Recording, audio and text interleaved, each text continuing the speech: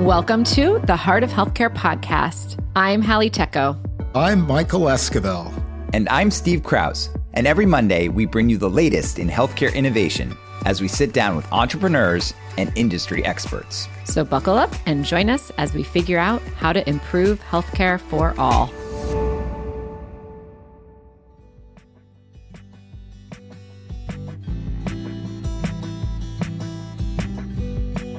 Hello, listeners, and welcome back to the show.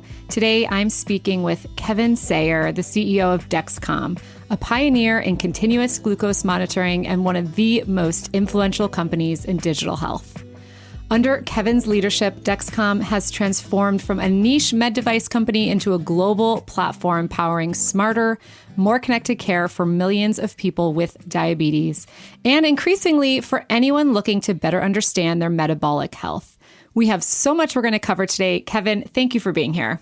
Hey, thanks for having me. You have been CEO of Dexcom for more than a decade now and a member of the board of directors since 2007. What do you think has changed? Yes, it's a long time. What has changed most about healthcare in general in that time? And what hasn't changed quite fast enough? You know, I'll just start with Dexcom. In all fairness, we created an industry. We created an industry that didn't exist before over that time period from 2007, where our commercial sales were less than $10 million. And very few people use our product to whereby this has become the standard of care. And when you create an industry space, not just a category in healthcare rather than just a product, you have to create reimbursement to get it paid for. You have to build clinical evidence so physicians understand it. So this journey has just been completely comprehensive for us. So the picture is much different than it was before. Healthcare in general, I think it's almost become more complex than it was before with respect to the reimbursement system. And we hear all the stuff talked about from the government and things with PBMs and things like that. I would hope someday things would simplify, and they haven't completely yet. So that's Kevin's wish. Yeah, it certainly has. So talking about CGMs, for folks who don't know, listeners that aren't familiar, that stands for continuous glucose monitors. And these are devices that track blood sugar levels in real time, which can be incredibly helpful for folks who have high or low blood sugar. Kevin, talk to us about what that actually looked like when you launched. As you said, you were a category-defining breakthrough innovation. What was the standard of care before? The standard of care before was sticking your finger and drawing a drop of blood.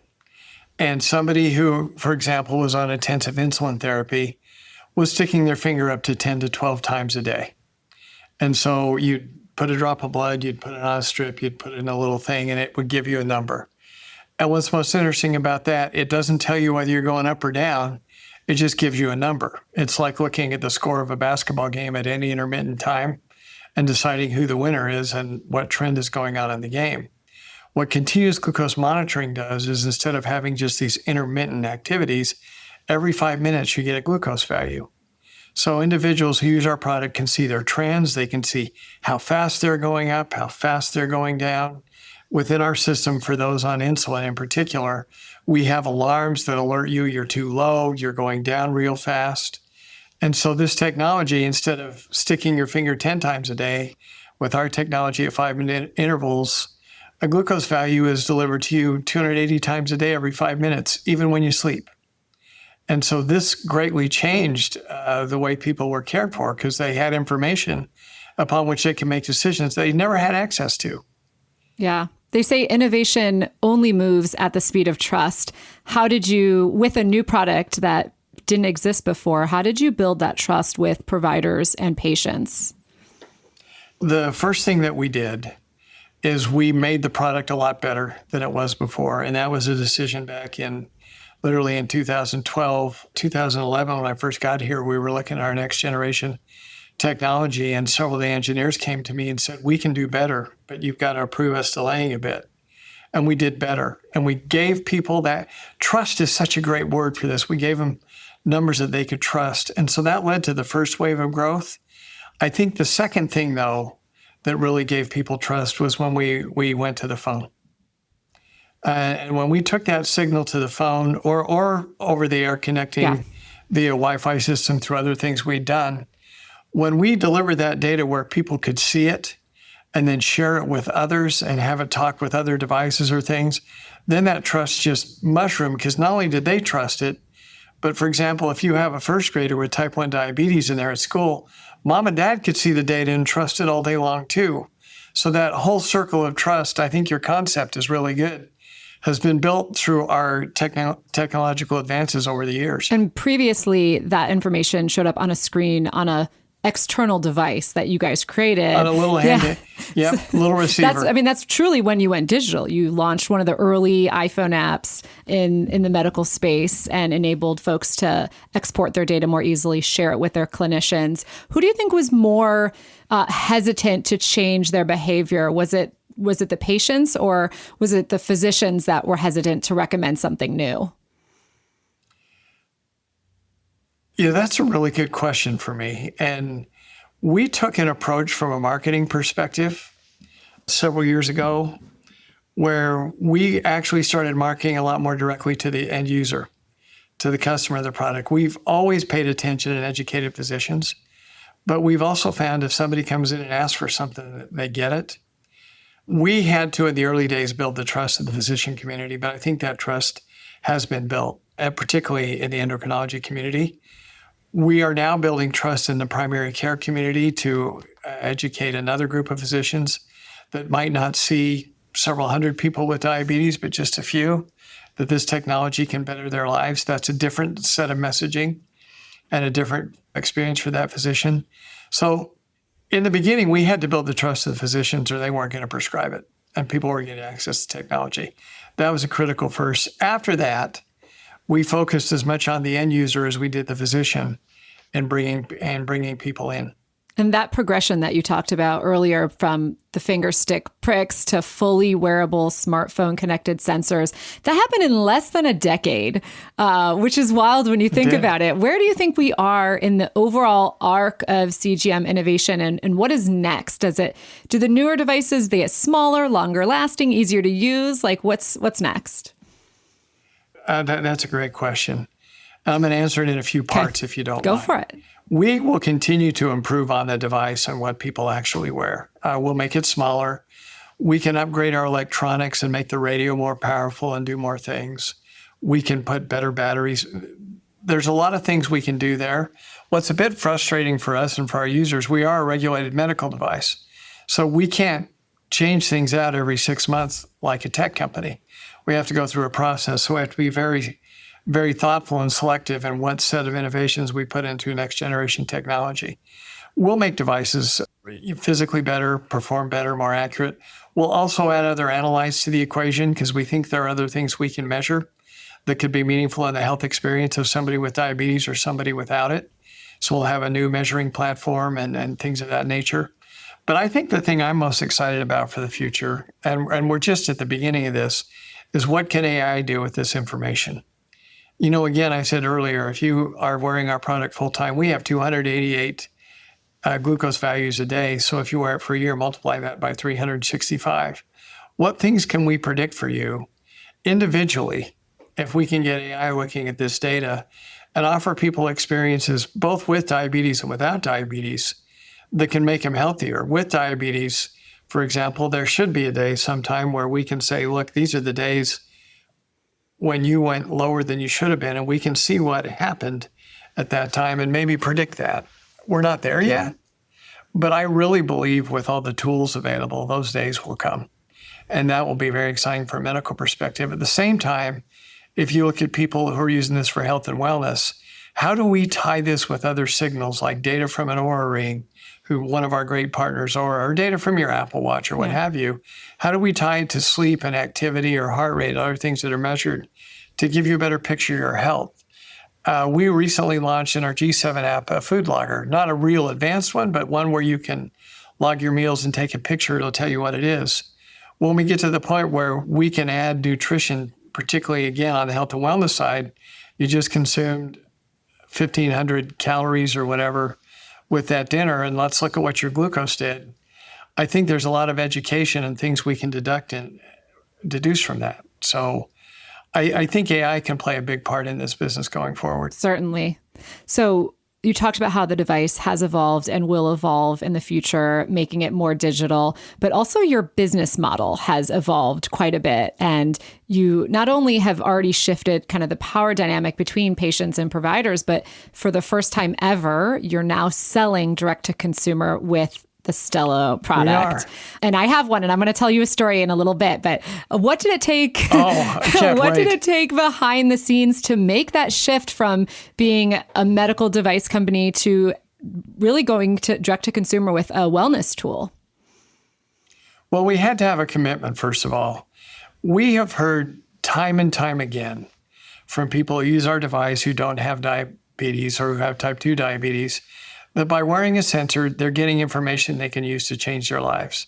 We've done numerous studies with large entities, health systems, payers, where we've run studies on people and we see reduction in A1C. We've seen weight loss. We've seen all sorts of positive outcomes. So we knew we could generate a positive outcome with this, and this information would be utilized by people. So when we first ventured outside of reimbursed product and stuff for insulin delivery, our labeling was very critical. We labeled it for people not using insulin. So people with type 2 diabetes who may not have had insurance coverage could now have access to a product they could purchase. You know, these type 2 diabetes drugs, GLP-1s, SGLT2s, there's a lot of solutions out there, but our outcomes still aren't as good as they could be. A CGM gives somebody the ability to find out how good those meds work. And so we started there, and I think over time, you'll see this device evolve to be more of a consumer experience and focus more on individuals' needs, because we've been very successful in getting type 2 coverage over the past 6 months since we launched Stelo for our prescription product, and the three largest PBMs now cover it. We've added insurance coverage for more than 6 million people with type 2 diabetes over this time. So we really had to think, but we still have to keep asking ourselves a question: what does the consumer want who you're selling over the counter to through Amazon versus somebody who's in a doctor's office? And the mindset is still high. I'll be honest with you, it's hard for us because we are built on medical device platforms and we're regulated, and we sometimes will do something and somebody will call me up, why did you do that? Yeah, because we did it before. So I think it'll be an evolution over time, but we've had great results with Stelo. We've had really good feedback on the product so far. Yeah. Well, I'm excited to tell you my story. So I got the Stelo device. Can't wait to hear. I was a little intimidated to put it on at first, but then I was having a COVID rebound, and about a few weeks after getting COVID, and I was feeling fatigued and shaky and dizzy, and I had a high resting heart rate. And I went to the doctor and they chalked it up to anxiety and gave me anxiety meds. And how women are constantly gaslit in medicine is for another episode. But anyhow, it gave me kind of the nudge I needed to actually get the Stelo and put it on. And it turns out that my blood sugar was low. And this is a known complication with long COVID for some folks. But it was easy to get that data. It was easy to understand where I was. I think it just said below 60, but I knew that it was lower than it needed to be. And I was able to take... Yeah, that's low. Yeah, I was able to take my new quote unquote medicine. I had some fruit juice and some cookies, and I immediately felt better. And I had this going on for about a week where I was able to monitor it. Obviously, you know, the Stelo lasts for 2 weeks. And for that whole week, I kept really closely monitoring it 24/7. But now my 7-year-old is telling me that he has low blood sugar and needs cookies. Cookies. That's a great story. You know, that is a remarkable outcome, and that is typically the opposite. Most of our Stelo users have high glucose values. I had a discussion just a few weeks ago with somebody who decided they wanted to lose weight. They started with the Stelo first and wore a Stelo for a month and saw their average glucose values were quite high. They then went on a GLP-1 and saw the difference as they ate less. But the story this individual told me about their health experience was the GLP-1 isn't meaningful to me without the Stelo data in the background, because I can see what's going on. I can see that I'm eating less. I can see what a good day looks like for me food-wise. And this person in 3 months had lost 35 pounds. Looked great and said, I'm not done. And average glucose had gone down more than 30% this person. He was convinced he had type 2 diabetes after he started this, and now he says he doesn't. So that's been more the experience. What yours is very fascinating. Yeah. Let's talk about GLP-1s, because that's obviously a huge change in how we treat, metabolic disorders, especially obesity. What does the shift to the GLP-1 boom mean for Dexcom? And also, if you could tell us a little bit about your recent provider survey, because I did get my hands on that and thought that the findings were really interesting. Well, it's funny that when we surveyed the providers regarding type 2 diabetes, all of them said a CGM in conjunction with the GLP-1 is a much better solution than all a of them. GLP-1 100% of them. Every one of them, 100% How of many? them. I think there were 111 physicians said that. And because you've got data. And again, imagine a physician who puts somebody on a GLP-1 for a weight loss can see that person's glucose is between 70 and 130 all day long. You're going to end up losing weight. And also, and again, I'll go back to the experience I just described for you. Somebody who wears a CGM before they go on the GLP-1 and they see the spikes to 200 or 220, particularly if they're pre-diabetic, they can see what this food does, and then they can see the effects of the drug. When the GLP-1s came out, like many of the other healthcare companies, our stock was hammered because of GLP-1s. You're all going away. And the decision we made internally is we're just going to embrace this. As medicine changes, the best thing you can do is embrace it and then figure out where you're going to fit in the equation. And we always felt that we would, and we always felt that we'd be part of it. And our Stelo cost for, an over-the-counter product, if you subscribe to it, is $90 a month. That's much less expensive than a GLP-1, and it makes the experience much more effective. So we think we go hand in hand. I also don't think GLP-1s are going away anytime soon. I think these therapies are here to stay. Sure. And I think they've had a wonderful impact for numerous people around the country. Yeah. I mean, in addition to the GLP-1 group, there's also a growing group of the quantified self folks who are curious about having more data, more control over their health. I think of Brian Johnson and his crew of folks that are biohackers. How do you see that group as an opportunity for Dexcom? Well, we see it as a great opportunity to learn more about our business and what we do, because groups like that also offer you lots of feedback. Mm-hmm. They're not shy and they're not bashful. And that's what makes you better. And I think it's up to us to deliver the experience that's meaningful to them.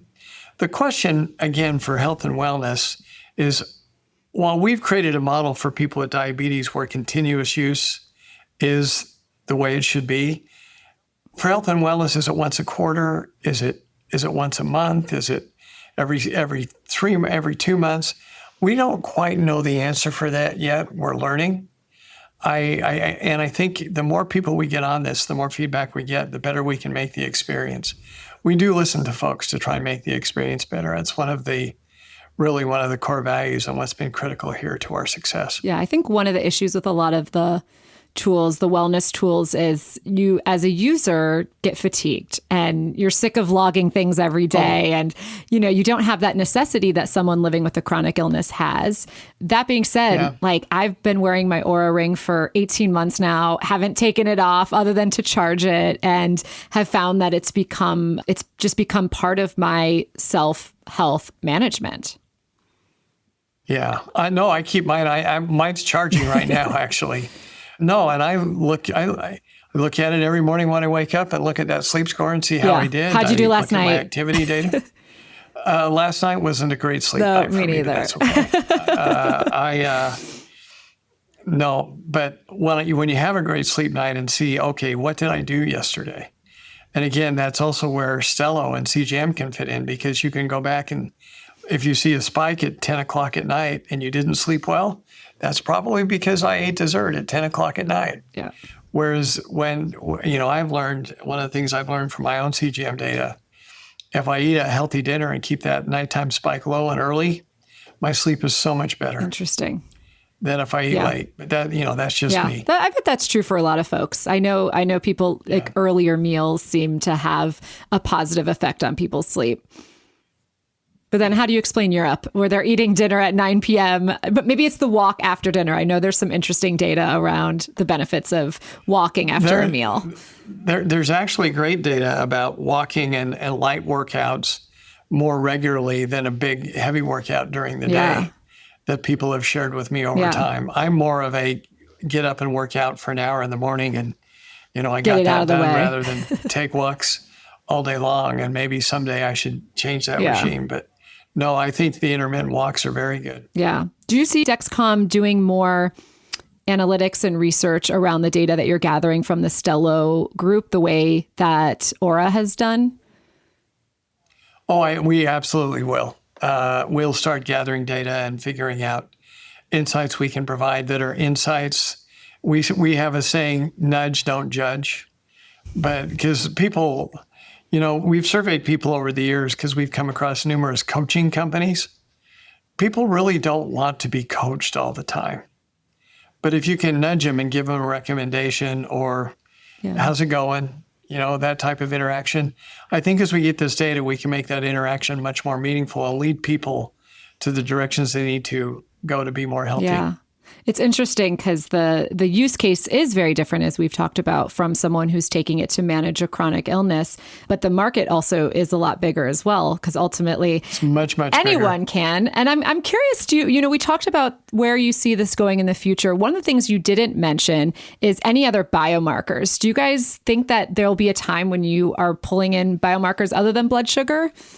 Yeah, we are developing platforms that would measure other analytes. We've talked about a ketone sensor eventually, and that certainly be helpful for people with diabetes and possibly people without diabetes.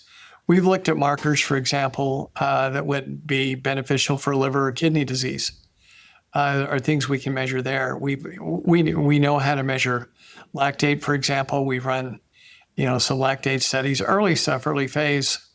And we've learned a lot about lactate, what happens in your system when you work out. I mean, one example, and what happens when you eat, what do your lactate markers do there? And those are good markers for health as well. So we're looking at other things. The problem for us is we've always had such a big market with glucose that it's been hard to go back and say, well, let's go measure this instead, because we have so much untapped opportunity in the glucose space. We're just now really going after the other things. I would love to be able to, and we experiment with this, to be able to measure other markers with a sensor. If you could measure drugs in the system or insulin in the system, we don't have that technology matured yet. We've made some investments in some companies who are working on things like that, but we haven't seen anything that's perfect. But I mean, it would be awesome to be able to measure some of those other things.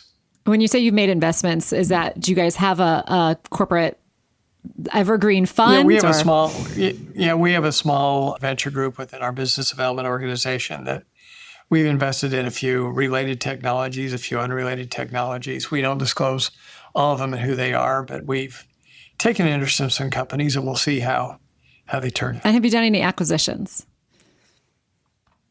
Very few. We have been a self-grown entity. We've acquired 2 or 3. We've acquired companies on the distribution front, in all fairness. For example, we'll go into a foreign market, pick a country. Germany is one of our biggest foreign markets, if not our biggest one. We had a distributor there that did a very good job for a long time. But at the same time, we became much more competitive when we went direct.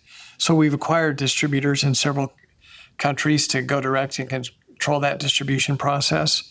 We acquired a software company back in the day, and some algorithmic technology that's will be vital in the future with respect to treatment of type 2 diabetes and also algorithms to drive insulin pumps. But most of what we've done, pretty much everything we've done from a revenue perspective is homegrown. We haven't been acquirers yet. We've looked at a lot of things, but our opportunity has just been spectacular. Yeah. And you've led Dexcom through just a remarkable growth story. You guys have more than $4 billion in annual revenue now. This is a big, impactful company. As I said at the top of the show, one of the largest companies in digital health. What sort of advice do you want to leave for our listeners as someone who's leading this company? Well, it's a lot, I'll be honest with you. In the early days, I think the thing that drew me to the company from the board to come work here full time. We solve such a serious, definable healthcare problem that if we could make the technology work, I could definitely see how it grows. I think if you're a leader and you're sitting there looking at your business and you can't answer that fundamental problem statement, and then the second question that follows that, and what right do you have to be the leader in that space? We have the right to be the leader because our technology's been the best. We had the right to be the leader because we were the innovators. And again, first after first after first, and not just technologically, but like getting Medicare reimbursement was a first. We drove that process with CMS. So you've got to be able to answer the problem statement and make sure you're addressing something that's really important. And second of all, you've got to have a right to win. And third, you've got to surround yourself with some really good people. And I have been so blessed here. I have had great teams the whole time. And the teams evolve. When you go from 40 million in revenue, like I have on this journey, to over 4 billion, it does take different people along the lines. And we've been very good at adapting and adding to that group. And my other management philosophical point people would tell you all the time is I also don't ask folks to do what I wouldn't do. We had a situation once, and people laughed at me, but we had used a finger stick meter to calibrate our sensor in a clinical trial because that's what the FDA made us do. And the clinical results weren't what we wanted, so because the meter was off. So I got up and drove to the drugstore and bought 4 meters and stuck my finger 64 times over the course of a day to figure out what was going on. And so then I call them all in my office and say, okay, here's what I've learned. And they looked at me like I was half nuts. But that's kind of how we are here. Hey guys, I'm back. We are inherently curious. And if your leaders aren't curious and digging into what's going on, you need new leaders. And that means open communication. You have to be prepared to take it when they tell you you're doing something wrong, which I always try to be. But look, this has been the opportunity of a lifetime, and it's just overwhelming gratitude for it all. Yeah. An opportunity you were given and an opportunity that you seized. Well, and in all fairness, my dear friend from MiniMed, who I worked with before, was the CEO who preceded me. And we were kind of joined at the hip for many years, and we were joined at the hip again here. And so I really did have a wonderful opportunity. But yeah, I was also able to be part of making it work too. Amazing. Well, congrats on everything, and we appreciate your time today. Well, thank you. Have a great day.